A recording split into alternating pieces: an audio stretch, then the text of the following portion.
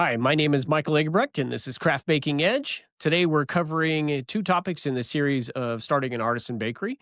The first one will be, are you ready to open a bakery? We're just going to talk about the baking life in general and reality versus the dream. And then, secondly, we're going to jump straight into defining your bakery concept.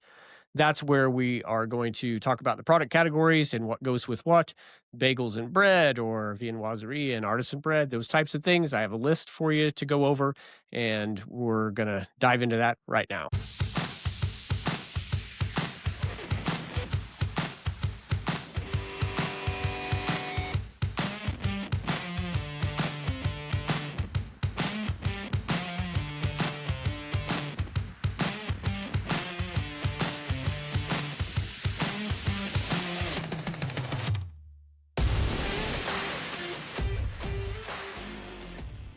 Are you really ready to open a bakery? Let's talk about the baking life, reality versus the dream. Maybe you're a home baker right now thinking that you're wanting to jump into the baking industry, and I just want to shed some light on kind of what that looks like.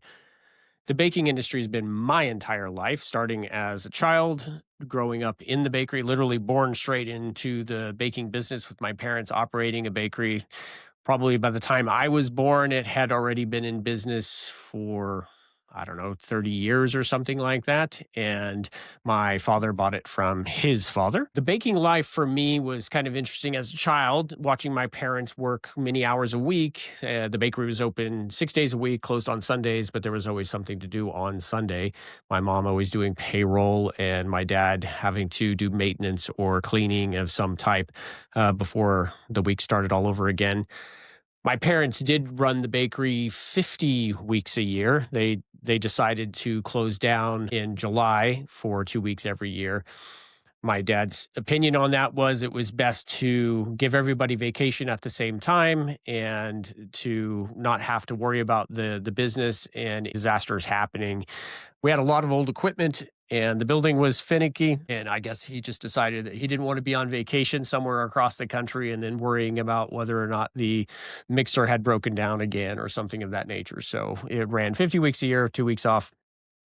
And that was a pretty good schedule. We did end up with some nice vacations when I was a kid. I opened my first bakery when I was 22, and that was very interesting, working 100 hours a week. I had moved all the way across country and I got married, had a child, and opened a business all in the same year. So pretty wild time for me. But I didn't know much about business. I had learned everything from my father and, of course, how it pertained to his bakery. And then I opened on the other side of the country with my partner, Todd Andrews, in the Columbia Gorge area. And it was exhausting. So glad I did it, but it wasn't profitable. Basically, we paid someone for a job that paid no money. So we gave them $35,000 or whatever it was. Well, it was on a loan. We didn't even have that. And bought two jobs that paid zero money. Actually, more than that, because I think my wife worked at the time also, and she didn't get paid either. So, but hey, you're 22 years old. Jump in and do something right. I think that's okay. Unfortunately, it didn't leave any long-term scars, but it did teach me a lot of things. It taught me that I had a passion for the upcoming artisan baking movement that I didn't learn. I didn't learn that from my father.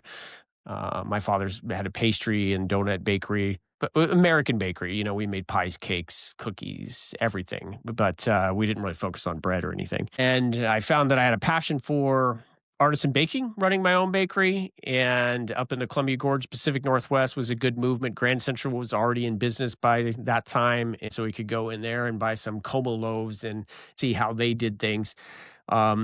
We did have to make, of course, donuts and pastries that in that location because it was a little bit of a blue collar town, more than it is now. If you go through Bingen, White Salmon, Hood River area these days, it's much different now 30 years later than it was back in the 90s. But again, worked 100 hours a week, hardly any days off.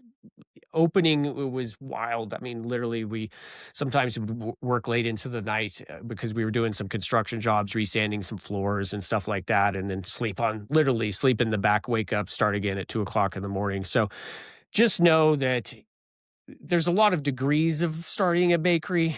The blood, sweat, and tears one is, I hope you don't have to go completely that route. Hopefully, you're a little bit more financial savvy and established than I was at 22, but so be it. You can do it possibly, but it can be hard.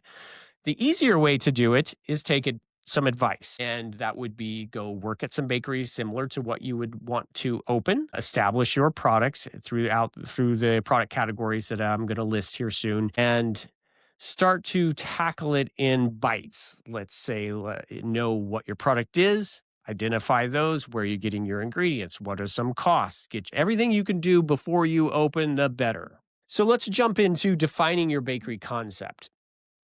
What do I mean by that? Well, product categories is the most important, I would say, because you're going to be thinking, want to do artisan bread, or I want to do bagels, or I want to do viennoiserie and pastry. Great. I'm glad maybe you're thinking of one or two categories. That's the way you should be. Some people are like, I want to have several things because I'm a retail bakery. I think I can sell bagels. I think I can sell pastry. I know I can sell some artisan bread. And then they end up in 3+ categories. And here, let me go through them real quick. The product categories are bread, which covers everything, artisan bread or buns and rolls, pastry and cookie, viennoiserie, pies, cakes, fine desserts, bagels. And one that I didn't put on my list in the article was fried products. So those are the 8 or 9 categories. And what I want you to think about is what goes with what.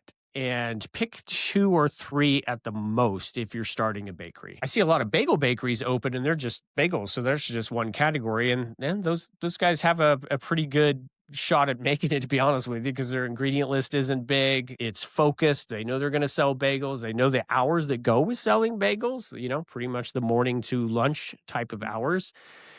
The challenge is when you end up going, oh, okay, I'm an artisan bread bakery. We're doing viennoiserie, but wow, we can make a great creme brulee and we're retail. So maybe somebody will come in for tiramisu and creme brulee later on in the day. Okay, so now you've just added like a ton of ingredients, multiple categories, multiple pieces of equipment to produce throughout those categories. And then you've added, extra time to your day.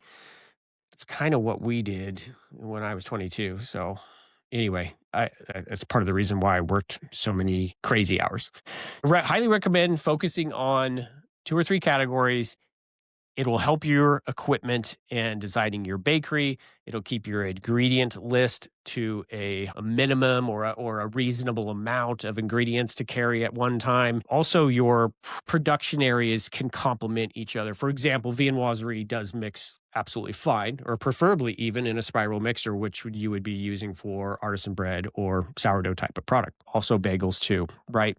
But what gets challenging, as I just kind of laid out a second ago, is that if you have bread and viennoiserie, but then you're like, okay, there's a pastry side or a fine dessert side, again, tiramisu or creme brulee or something, because you think you can pick up those evening hours where somebody will get an espresso and come in and hang out and have some dessert or something like that. Well, those products often need a different temperature zone than bread. I know everybody in the comments might be like, hey, well, I mean, temperature is important in artisan bread too. It absolutely is. But, fermenting a bulk dough of sourdough, whether it's 75 or 85 degrees, you can handle it. It's you can make some adjustments in your temperature. You can make it you can shorten the bulk fermentation on warm days, or you can give it another half an hour or something on colder days, stuff like that. But there's no getting around the fact that buttercream is going to start to melt off your cake at 85 or 90 degrees. And so often you would want a refrigerated type of room, or at least segmented off area. Maybe it has a glass window in there. It's the pastry department. They have an air conditioner. It's a little cooler. I've worked at multiple bakeries where it was always nice to go talk to the pastry crew about some really important stuff when it's in the middle of summer in August. Hang out in there for a bit. Because they're in there wearing, their whole chef coat, and pastry people love that, right? Yeah, especially the fine dessert and cake decorators who got their chef coats on and their handkerchief around their neck, and they're all kind of bundled up in there because it's like 65 degrees or something, and we're out there sweating bullets, in August. I remember working at the Black Dog Bakery on Martha's Vineyard in the year 2000, and we had that exact same scenario. So anyway, brutal humidity and hot days and long hot days. So, anyway, that kind of gives you an overview of what we're going to talk about in the segments in that article and just identify those categories. That'll help you a ton. The other thing I'll add, are you going to be a micro bakery, a retail bakery, or retail wholesale, or are you just going to be a straight wholesale bakery? And there's just definitely several different things to think about when it comes to that by itself. Micro bakery would be what I would consider their certified food kitchen, so you can sell to someone else who sells your product. That's different than the cottage law in most states. I'm located in Idaho, and I did go through the cottage bakery, micro bakery certification a few years back when I started my micro bakery. You can't be a cottage food bakery and then sell to a general store that has a rack of bread or a restaurant that thinks that your bread is amazing. You just pretty much cottage food you're having to sell at farmers markets. And that's okay. That's a great way to get started, by the way. I really want to put a shout out to that. Starting in a cottage industry and selling product and getting to farmers markets, open up another business stream, show a bank account with profit and loss, and then you're going to be much better off when you go out to get financial support when you do open an actual retail bakery or move into a different location, because you've proven that you want to be a baker, you can run a profitable business, you have a brand, you have a following, and who knows, maybe you're showing a few $1,000s or more per month, which is great. It's far better to do it that way than it is to just be like, okay, I'm looking for a loan for $150,000 in equipment, but I don't have any experience in running this business. Yes, that's hard. You really must have good personal finances, because they're really just going to be looking straight at your personal finances at that point.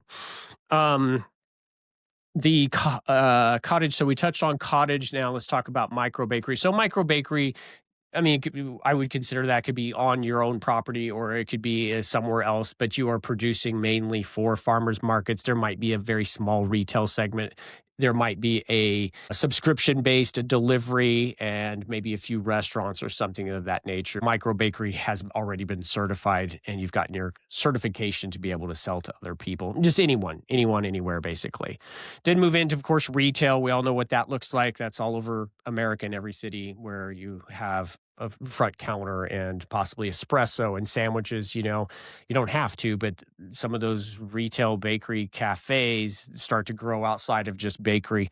Those are the ones who really get challenged on these product categories, because people will come in, I want this and I want that. If we try to cover that with bread and viennoiserie and a little bit of pastry and some cookies maybe, but then they're asking for other things. And can you decorate my son's birthday cake or whatever? Then wholesale. I love wholesale baking. It's my absolute favorite, really, because I like to produce a lot of product, get in, make a couple hundred loaves or way more than that in sourdough, and go out on some deliveries, farmers markets, restaurants, third-party people who are going to sell your product, labeled and bagged and all of that. I have a lot of experience in that, and that's kind of my preferred way. Some people like the retail baking where they're talking directly to the customer. They get immediate feedback right then, and people are walking out the door with the best product possible, right? They're pulled fresh baguettes out of the oven, and there they are. They're still warm and carrying them out the front door. A lot of times, wholesale baking has to kind of take place several hours or sometimes too many hours before the end consumer gets the product. So there's that to think about. And also, wholesale baking gets into direct store delivery. We're going to use that term a lot on this podcast, where we're just going to refer to it as DSD.